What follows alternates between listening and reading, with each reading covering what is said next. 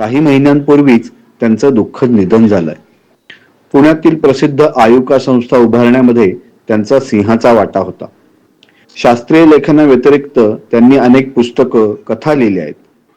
त्यातीलच एका लहान मुलांसाठी लिहिलेल्या विज्ञान कथेचं नाट्य रूपांतर करून यावर्षी गणपती उत्सवात सादर करावं असा एक विचार आला आणि सगळ्यांनीच तो उचलून धरला. आपल्या सोसायटीकडून डॉक्टर जयंत नारळीकर यांना वाहिलेली ही एक आदरांजली.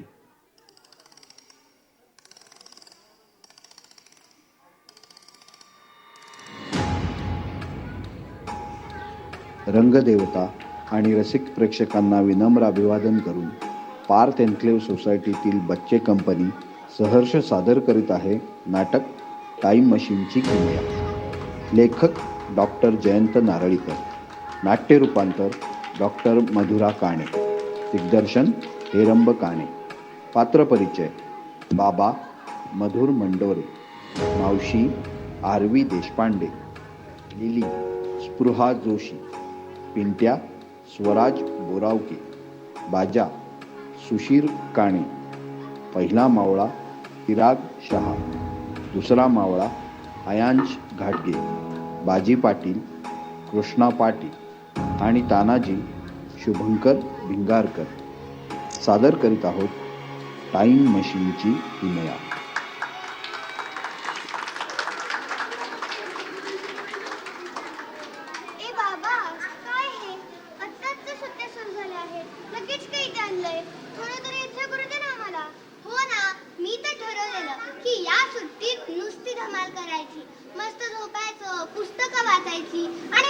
गेम्स खेळायचे. No classes, no workshop. अरे हो 2 आठवड्यावर हेच तर करत आहोत. मग एखाद दिवशी अशा वेगळ्या ठिकाणी यायला काय हरकत आहे? मला तर फार आवडेल अशी प्रयोगशाळा बघायला. अरे आपल्या शाळेतल्या लॅबपेक्षा केवढे ॲडव्हान्स असतात. इथे संशोधन कसं चालतं ते बघायला भारी मजा येईल. बरोबर बोलतोय बाजीराव. अरे पिनाक, अशा प्रकारची सुसज्ज प्रयोगशाळा सगळ्यांना बघायला मिळत नाही काही. तुमची सख्खी मावशीच इथे शास्त्रज्ञ म्हणून काम करते म्हणून आपल्याला ही संधी मिळाली आहे.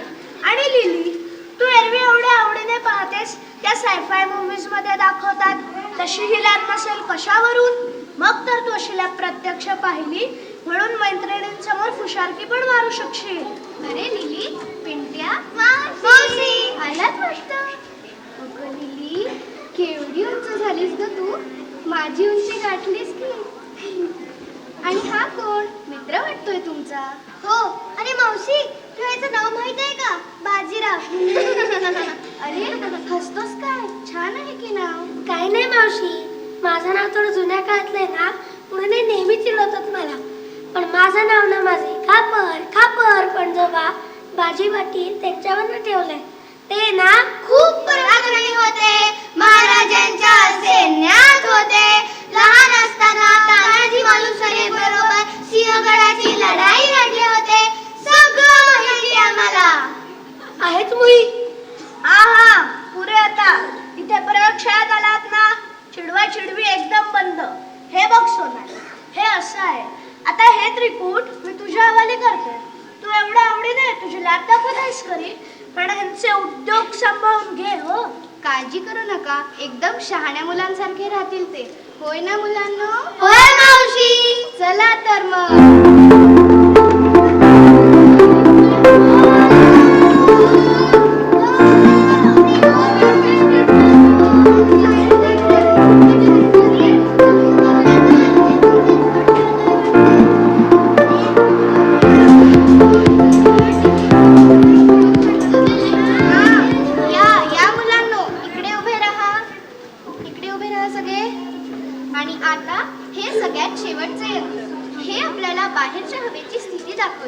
म्हणजे ह्युमिडिटी किती, वाऱ्याची दिशा काय, वेग काय, या सगळ्याची माहिती मिळते.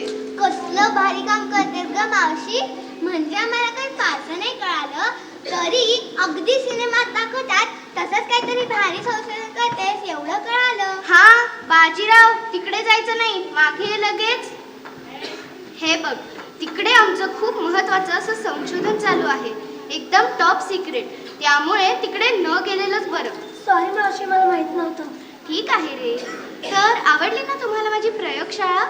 आता जर काही प्रश्न असतील तर ते विचारा. मावशी, तू इथे नक्की काय काम करतेस? अरे देवा, एवढं सगळं दाखवलं तरी कळालं नाही मी नक्की काय काम करते. आता मी कसं समजू तुला? हां, आम्ही ना आत्तापर्यंत बनवलेल्या सर्व रॉकेट्सपेक्षाही जास्त वेगाने जाणारं असं रॉकेट बनवत आहोत. म्हणजे प्रकाशाच्या वेगाने? हॅट, आपण प्रकाशाच्या वेगाने जाऊच शकत नाही. पण- की नाही मावशी? बरोबर. पण समजा आपण गाडीचा थोडा वेग तर तसं खरंच झालं तर टाइम स्पीड अँड डिस्टन्सचे सगळे नियम बदलतील. म्हणजे काय मावशी? म्हणजे समजा तुम्ही अशा एखाद्या रॉकेटमध्ये बसून प्रवासाला निघालात आणि 1 तासात परतही आलात, तर तेवढ्याच काळात इथे मात्र पृथ्वीवर 1 वर्ष देखील उलटलेलं असेल. अल्बर्ट आइन्स्टाईनने ही थिअरी मांडली. Theory of relativity. बरोबर. आपण याला थिअरी ऑफ रिलेटिव्हिटी अर्थात सापेक्षतावादाचा सिद्धांत म्हणतो. काय काय मावशी, सगळ्यांची खडं एकसारखीच असणार ना? अरे हो, पण जेव्हा एखाद्याचा वेग खूप जास्त होतो ना, म्हणजे प्रकाशा एवढा, म्हणजे सेकंदाला 3 लाख किलोमीटर. गप्रे, मावशी सांगतीये ना. अगं बरोबर बोलतोय तो. जेव्हा एखाद्याचा वेग खूप जास्त होतो तेव्हा टाइम स्पीड अँड डिस्टन्सचे सगळे नियम बदलतात आणि आपण एकदम भविष्यात पोहोचू शकतो. आणि जर याच्यापेक्षाही जास्त वेगाने गेलो तर? तर आपण भूतकाळातही जाऊ शकू. असो, तुम्ही याबद्दल पुढे विज्ञानात शिकालच. मावशी, तुझं एक गुप्त संशोधन टाइम मशीनवर आहे. छे रे, आत्ताच सांगितलं ना आपण एवढा वेग गाठू शकत नाही म्हणून. त्यामुळे तरी टाइम ट्रॅव्हल सिनेमातच शक्य आहे फक्त. अरेच्छ, 1 वाजला की. चला आपण कॅन्टीन मध्ये जाऊयात. आज मस्त पनीरची भाजी आहे.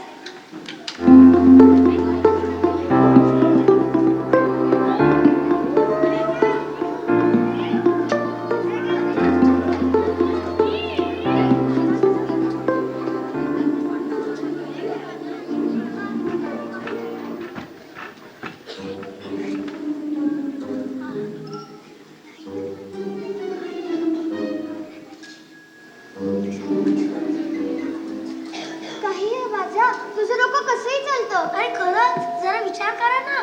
बाजा, शांत हो. मावशीने सांगितलंय ना की टाइम ट्रॅव्हल इतक्यात शक्य नाही म्हणून. नाही, मी म्हणतोय तिचं ते गुप्त संशोधन टाइम मशीन वरच असणार. नाहीतर तिने एवढ्या गडबडीने विषय का बदलला? बरं असेल ते टाइम मशीन. मग पुढे काय करायचं? मी काय म्हणतो, आता सगळे झोपले तर आपण गुपचूप मावशीच्या लॅबमध्ये जाऊया. मला तिचा पासवर्ड माहिती आहे. आपल्याला आत नेलं तेव्हा मी तिला टाईप करताना बघितलं होतं. अरे बाजा, तू काय बोलतोस हे तुला तरी कळतंय ना? आपण पकडले गेलो तर काय भावत पडेल आपल्याला? हे बघा, जर मी म्हणत आहे ते खरं असेल तर काय धमाल ॲडव्हेंचर होईल त्याचा विचार करा ना. शिवाय मला टाइम मशीन मधून प्रवास करायचाच आहे. माझी खापर पंजोबा बाजी पाटील सिंहगडाच्या लढाईत तानाजी बरोबर लढले होते. मला त्यांना भेटायचंय. तुमचं तुम्ही काय तर ठरवा, पण मी जाणार म्हणजे जाणारच. अरे बाजा, अरे बाजा, बाजा, अरे बाजा, थांब. अरे बाजा,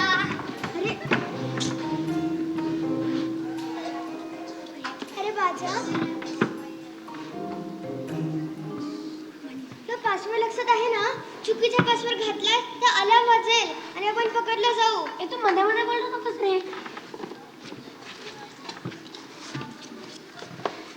येस, मी म्हणत होतो ना इथे टाइम मशीनच असणार. बरं, इथं इथपर्यंत तर आलो. आता पुढे कुठे जायचं? कुठे नाही, कधी. हे टाइम मशीन आहे. यानं आपली जागा बदलत नाही. आपण फक्त वेळेत पुढे मागे जातो. कळालं, मुद्द्याचं बोल. मला माझे खापर पंजोबा बाजी पाटील यांना भेटायचंय. माझ्या आजोबांकडून त्यांच्या पराक्रमाचे मी खूप किस्से ऐकलेत. आयडिया, आपण तानाजी कोंडाळा रडतात त्याच्या आदल्या रात्री जाऊ. प्रत्यक्ष कोंडाळा सर होताना बघायला मिळाला तर कसलं भारी वाटेल. चालेल, म्हणजे मला माझ्या खापर पंजोबांचं लग्नही बघता येईल. आजोबा म्हणले की सिंहगडाच्या लढाईनंतर त्याचं लग्न झालं. मी टाकतोच तारीख.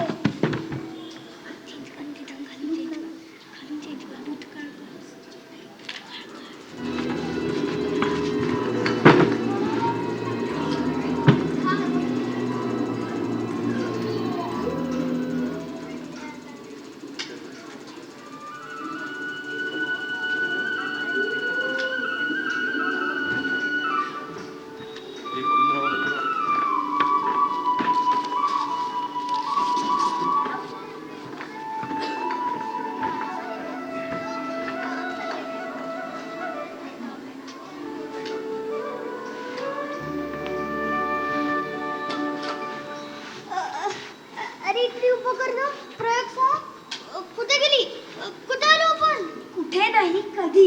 बाजा नीट काय ते सांग रे. आपण आहोत तिथेच आहोत, फक्त भूतकाळात आलो आहोत. मग आता पुरी कुठे जायचं माहित आहे का तुला? मला माहिती आहे. चला माझ्या मागे.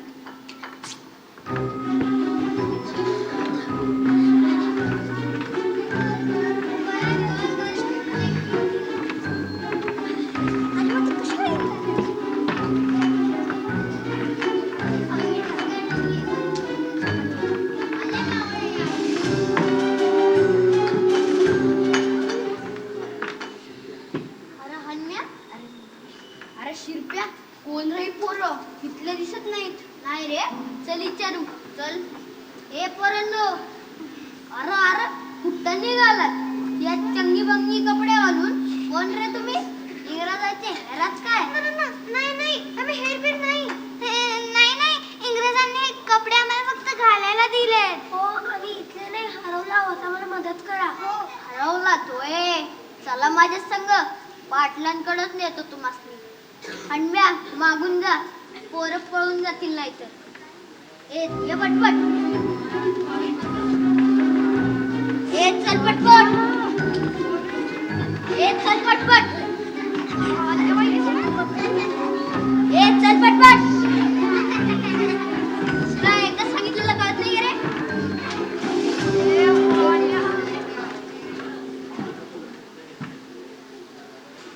पाटील, ही पोरं रस्त्यात दिसली त्यास निहित घेऊन आलोय. असं होय.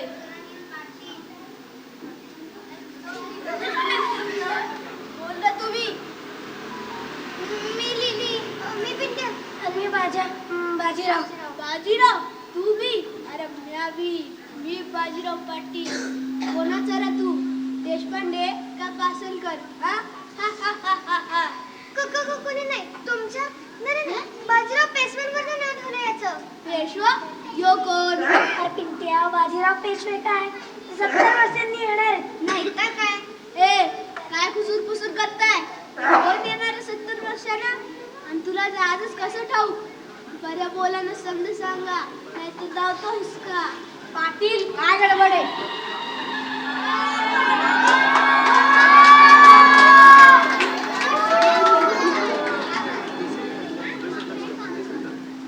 माझं ऐकून तर घ्या. हे तानाजीराव आहेत ना, यांना विचारा. हा, तुला ना कसं माझं नाव ठाऊक? मला भवानी याचा आशीर्वाद आहे. मला भविष्य करतो. बाजा पुढे हे तुला बाजा बांधलेले भेटत होतं ना, तसं तू भेटला. अरे मुकेदारी घरी चल. अरे थांब, या लढाईत महाराजांना तानाजी सारखा सिंह गप्पावा लागला. आपण त्यांना आताच सावध करूयात ना. हो, खरं की रे. जर तानाजी वाचले तर स्वराज्याचा केवढा मोठा फायदा होईल. हो, आपण सांगू तर बघू. ए पोरांनो, परत सुरू झाली तुमची कुसूर पुसूर. पाटील विचारतायत त्याची नीट उत्तर द्या, नाहीतर मी काय अहो, माझं एक उत्तर घ्या. तानाजीराव, तुम्हाला महाराजांनी कोंढाण्याची मोहीम दिली आहे ना? हा तर कुणाच माहित नाही. आणि तुम्ही गोरपट लावून आज बाजूने किल्ला चढणार हो ना? हा तर मी कोणाच बोललो नव्हतो. तुम्हाला असं कळलं? तर मी काय सांगतो ते नीट ऐका. तुम्ही गड व्यवस्थित चढाल, पण पुढे धोका आहे. सुभेदार उदयबान बलदंड आहे, त्याच्याशी एकटे लढू नका. अरे घाबरतो का काय म्या? महाराजांना सबूत गेलाय. आता त्यासनी तोंड दाखवीन ते गड सर करूनच. आहो पण गोडाला सिंह गेला. हा तिला म्हणायचंय की उदयबान तुम्हाला दगा देईल, पाठीवर वार करेल तुमच्या. अरे असा कसा दगा देईल त्यो? तानाजीराव आपाजी तुमच्या मागे सावली सारखा नाही. अहो या उदयबान काय करतो ते? अहो पण तानाजीराव आपल्या रायबाचं लगीन रायबाचं आधी लगीन कोंढाण्याचं, मग माझ्या रायबाचं. बोला हर हर महादेव.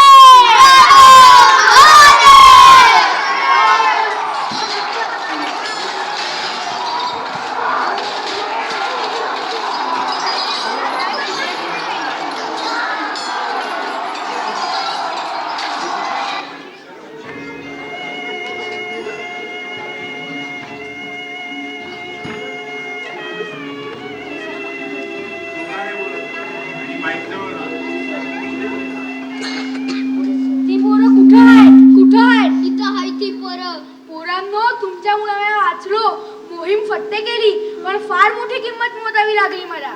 काय झालं तानाजीराव? अरे काय सांगू पोरा, तू सांगितलं तसंच झालं.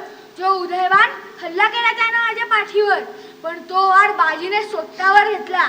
मी गड तर घेतला, पण माझ्या बाजी.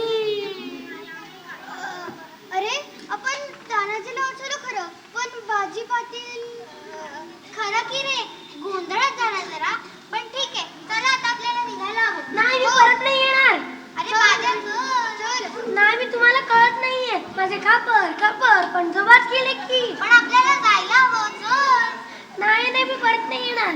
ते नाहीत तर माझे पंजोबा नाहीत, आजोबा नाहीत, बाबा नाहीत. मग मी परत नाही येणार. अरे असं काय करतोस बाजा? आपले आई बाबा वाट बघत असतील, काळजी करत असतील, इथे थांबून नाही चालणार. चल. नाही, मी परत नाही येणार. बाजा चल. नाही, मी परत नाही येणार. नाही, परत नाही येणार. मी परत नाही येणार. नाही, मी परत नाही येणार. अरे बाजा, झोपेतून उठ. कोणी तुला कुठे नाही नेते. नाही, मी परत नाही उठ. मी कुठं आहे? सिनेमातलं सत्य झालं घ्यायचं. मैं कहा हूँ? अरे सकाळी सकाळी काय चाललंय तुमचं? मावशी, अरे भूत बघितल्यासारखं काय करतोयस? बापरे मावशी, कसलं भयानक स्वप्न पडलं मला. इतकं भयानक की आणि आम्हालाही राजा मारत उठवलं. बापरे, काय एवढं स्वप्न? अगं मावशी, मला स्वप्न पडलं की तुझं ते गुप्तच औषध टाइम मशीनवर होतं आणि आम्ही तिघं त्यापासून भूतकाळात गेलो. तिथे बाजी पाटील आणि तानाजी यांना भेटलो. आम्ही त्यांना सिंहगडाबद्दल आधीच सावध केलं, त्यामुळे तानाजी वाचला, पण बाजी पाटील गेले. ते माझे खापर पंजोबा असल्यामुळे ते नाहीत तर माझे पंजोबा, आजोबा, बाबा कोणीच नाही. मग मी तरी कसं असेन? अच्छा, म्हणून तू परत येत नाही असं ओरडत होतास. मग काय तर. ग्रँडफादर पॅराडॉक्सच झाला की. म्हणजे काय मावशी? म्हणजे असंच कोणी भूतकाळात गेलं आणि मूळ घटनेतच बदल करायचा प्रयत्न केला तर असाच गोंधळ होईल की नाही. यालाच म्हणतात ग्रँडफादर पॅराडॉक्स. बापरे, सकाळी सकाळी ग्रँडफादर पॅराडॉक्स. विज्ञानाचा अभ्यास सुरू केला की काय मावशी बरोबर? हो तर इतिहासाचा अभ्यास तर कालच रात्री झालाय. काय रे माझ्या. बरं चला, आता आपल्याला जायला हवं. तिथे जायसाठी टॅक्सीनेच जावं लागणार आहे. तिथे जायला काही टाइम मशीन मिळणार नाही. बाबा, तू सुद्धा.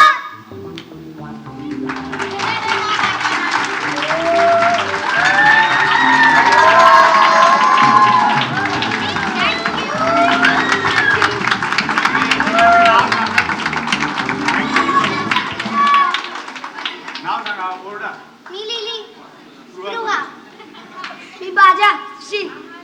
मी पिनक स्वराज. मी शुभंकर तानाजी. मी बाबा मधुर. मी आयंश मावळा. मी बाजी पाटील कृष्णा. मी आरवी देशपांडे मावशी. मी चिराग मावळा.